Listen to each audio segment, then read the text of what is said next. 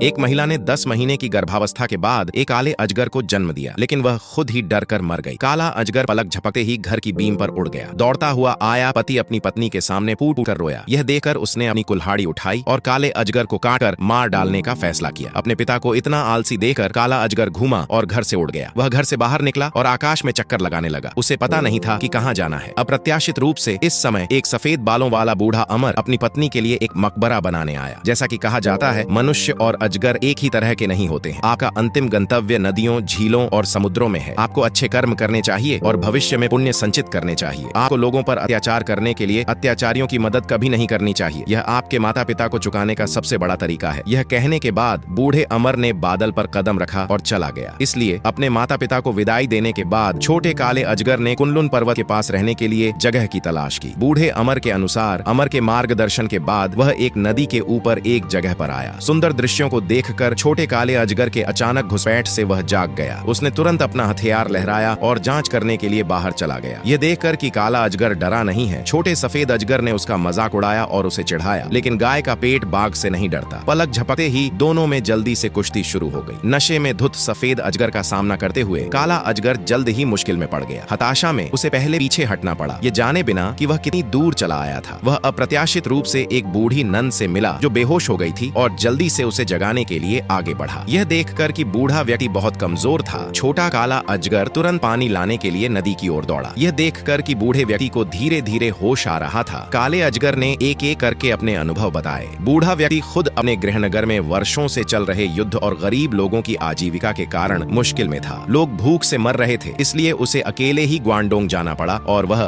बाइलोंग Jiang आ गया। वह पास के पहाड़ों में कुछ जंगली सब्जियां खोदकर बेचने की सोच रहा था, ताकि कम से कम वह अपना पेट भर सके और साल के अंत में घर जाकर अपनी माँ का सम्मान करने के लिए कुछ पैसे बचा सके। लेकिन दोपहर के समय उसने जो 1000 साल पुराना कमल जिनसेंग खोदा था, उसे नदी के तल में सफेद अजगर ने छीन लिया और उसे जमीन पर गिरा दिया। इस कारण काला अजगर इस बात से बहुत क्रोधित हुआ कि इस दुनिया में ऐसा क्रूर व्यक्ति भी है। उसने हिंसा के खिलाफ लड़ने और लोगों की रक्षा करने का फैसला किया। बूढ़े दादा भी बहुत मेहमान नवाज थे, इसलिए उन्होंने छोटे काले अजगर को अपने घर आमंत्रित किया। दादा ने अच्छी शराब और भोजन की एक मेज तैयार की। दोनों ने अपने गिलास शराब से भरे और खुशी खुशी आनंद लिया। लोगों की शांति के लिए दोनों ने विचार विमर्श किया और जीतने के लिए बुद्धि का उपयोग करने का निर्णय लिया। सुबह होते ही दोनों उकसाने के लिए नदी की ओर दौड़ पड़े। छोटा काला अजगर सफेद अजगर से लड़ने के लिए सबसे पहले नदी में कूद गया। पिछली बार से अलग इस बार दोनों ने पहले से शर्त लगाई थी, अगर काला अजगर हार जाता है तो आप मुझे अपनी इच्छानुसार मार सकते हैं या काट सकते हैं। अगर बाइलोंग हार जाता है तो उसे बाइलोंग नदी छोड़नी होगी। तुरंत ही